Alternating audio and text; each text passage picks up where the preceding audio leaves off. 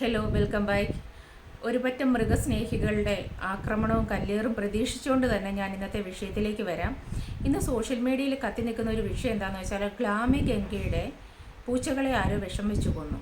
ഇത് വളരെ വല്ലാതെ എല്ലാവരും റിയാക്ഷൻ ചാനലിൽ നടത്തുന്നവർ, വീഡിയോസ് ചെയ്യുന്നവർ അത് വല്ലാതെ എടുത്ത് വിമർശിച്ചിട്ടുണ്ട്, വല്ലാതെ അതിനെ പറ്റിയിട്ട് സംസാരിച്ചിട്ടുണ്ട്. വളരെ ക്രൂരമായ, ചുറ്റുവട്ടമുള്ള ആരാണെന്ന് പോലും അറിയില്ല, ചുറ്റുവട്ടമുള്ള ആളുകൾ ചെയ്താണെന്ന് പറയുന്നു. അവരെ എല്ലാം മടപടലം പ്രാഗി നശിപ്പിച്ച് നേർച്ച നേർന്ന് ഒക്കെ ചെയ്യാൻ പറ്റുന്ന, അവരെ കൊണ്ട് ചെയ്യാൻ പറ്റുന്നതൊക്കെ അവർ ചെയ്തിട്ടുണ്ട്.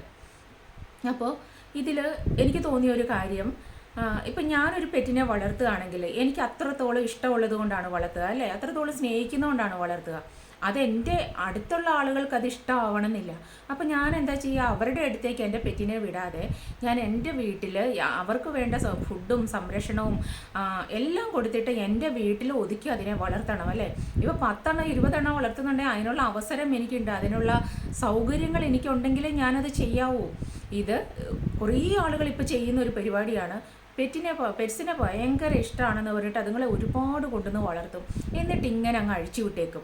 അയൽവക്കത്ത് പോയി ഈ പൂച്ചയ്ക്കൊക്കെ ഒരു പ്രത്യേക, പൂച്ചയ്ക്കും പട്ടിക്കും ഒക്കെയുള്ള സ്വഭാവമാണ് ഈ ലെതർ ഐറ്റംസ്. അങ്ങനെ ഇപ്പോൾ അത് ഈ സീറ്റ്, വാഹനങ്ങളുടെയൊക്കെ സീറ്റ് ആവാം, അങ്ങനെ റെക്സിൻ ഐറ്റംസ്, അങ്ങനെയൊക്കെയുള്ള സംഭവങ്ങൾ കണ്ടത് വലിച്ചു കീറും, വല്ലാതെ ഒരുപാട് സാധനങ്ങൾ നശിപ്പിക്കും, ചെരുപ്പൊക്കെ കടിച്ചു പറിച്ച് നശിപ്പിക്കുക.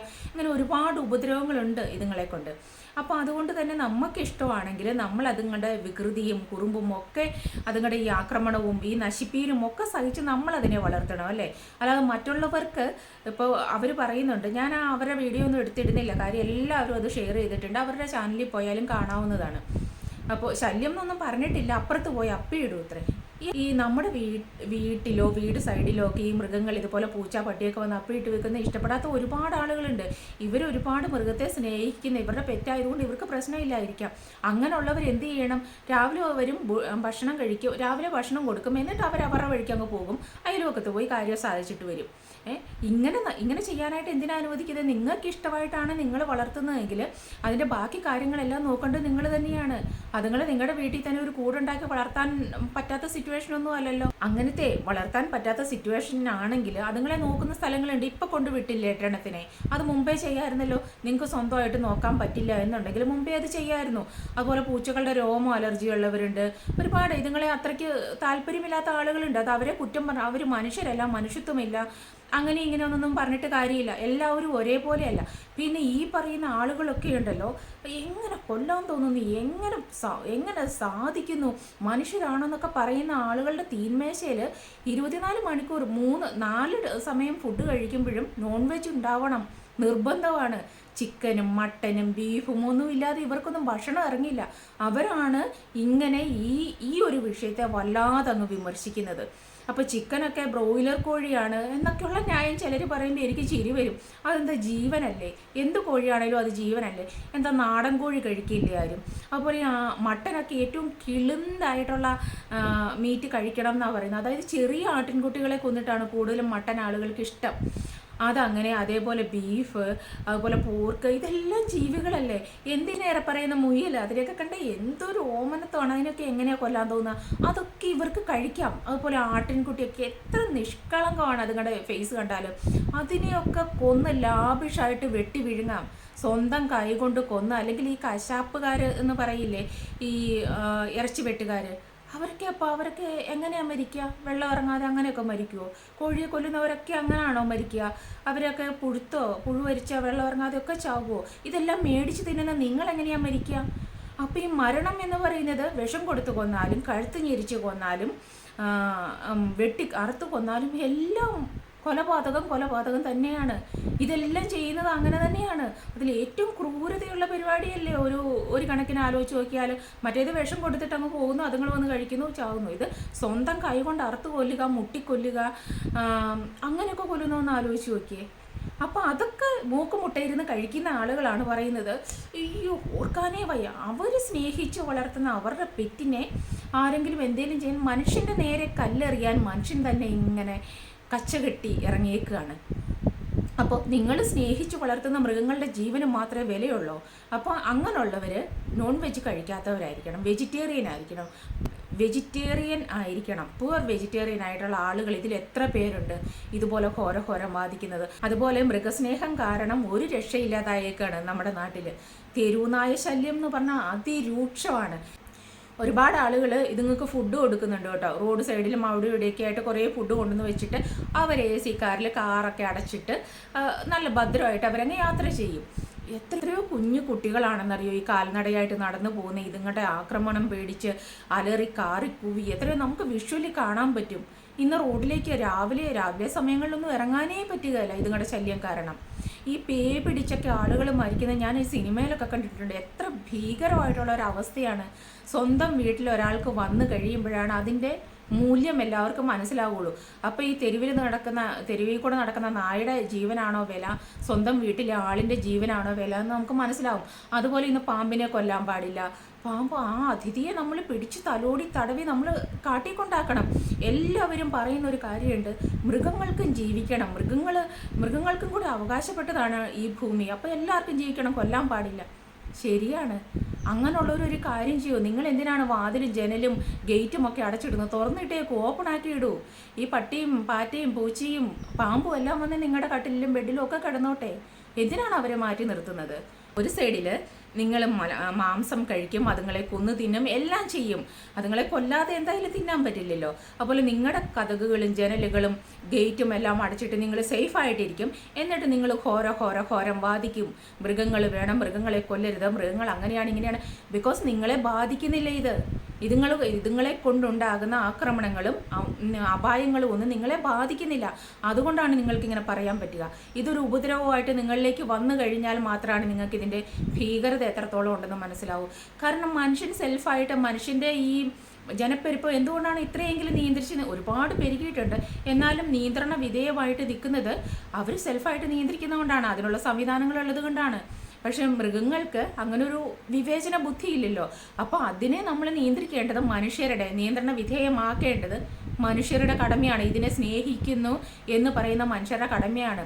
അല്ലാതെ എല്ലാത്തിനെയും അഴിച്ചു വിട്ടിട്ട് 8ഉം 10ഉം കുഞ്ഞുങ്ങളായിട്ട് ഓരോ പട്ടികളും പൂച്ചകളും എല്ലാം പ്രസവിച്ച പാമ്പും പെറ്റുപെരുകി ഈ അവസ്ഥ മുന്നോട്ട് പോയാൽ കുറേ നാൾ കഴിയുമ്പോൾ മനുഷ്യനുണ്ടാവില്ല. കാര്യം മനുഷ്യൻ ഇതുങ്ങളെ ഒന്നും ചെയ്യാനുള്ള യാതൊരു അവകാശവും ഇല്ല. ഇപ്പം അവകാശമില്ലല്ലോ.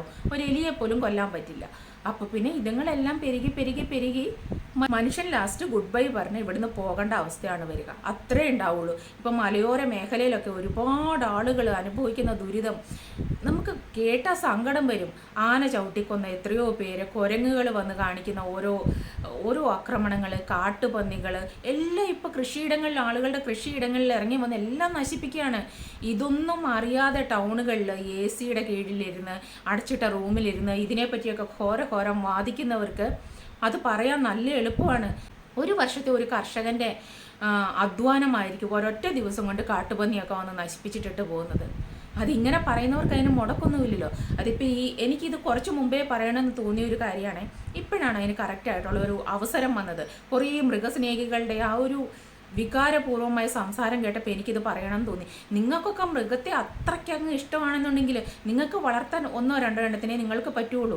അത് കഴിയുമ്പോൾ അതിനെ പ്രത്യുൽപാദനത്തെ നിയന്ത്രിക്കാനായിട്ടുള്ള സംവിധാനങ്ങൾ ഇപ്പം മൃഗാശുപത്രികൾ ഇഷ്ടം പോലെ ഉണ്ടല്ലോ, ചെയ്യുക. അല്ലെങ്കിൽ നിങ്ങൾക്ക് 10, 20, 40 എണ്ണത്തിനെ വളർത്തുകയാണെങ്കിൽ നിങ്ങളുടെ കീഴിൽ വളർത്താൻ പറ്റുന്നതിനെ വളർത്തുക. അല്ലാതെ ഫുഡ് കൊടുത്തിട്ട് അപ്പിയിടാനായിട്ട് അയലത്തെ വീട്ടിലേക്ക് പറഞ്ഞു വിടുന്നതല്ല മര്യാദ. ഈ പൂച്ചയുടെയും പട്ടിയുടെയൊക്കെ രോമങ്ങൾ, അലർജിയുള്ള അങ്ങനെയുള്ള അസുഖങ്ങളുണ്ട്. ഒരുപാട് അങ്ങനത്തെ പ്രശ്നങ്ങളുള്ള ആളുകളുണ്ട്. അപ്പം നിങ്ങൾക്ക് ഇഷ്ടമാണെന്ന് പറഞ്ഞത് നാട്ടുകാർ മുഴുവൻ അതിനെ അംഗീകരിക്കണം എന്നൊന്നുമില്ല. ഈ പറയുന്ന എല്ലാവർക്കും എനിക്കറിയാം സ്വന്തം കുഞ്ഞ് തന്നെയാണ് ഏറ്റവും വലുതല്ലേ. ഇപ്പം മൃഗങ്ങൾക്കും അങ്ങനെ തന്നെയാണ്, അതുങ്ങളുടെ കുഞ്ഞുങ്ങൾ വലുതാണ് എന്ന് പറഞ്ഞതുപോലെ മനുഷ്യനും ഏറ്റവും വലുത് സ്വന്തം മക്കളാണ്.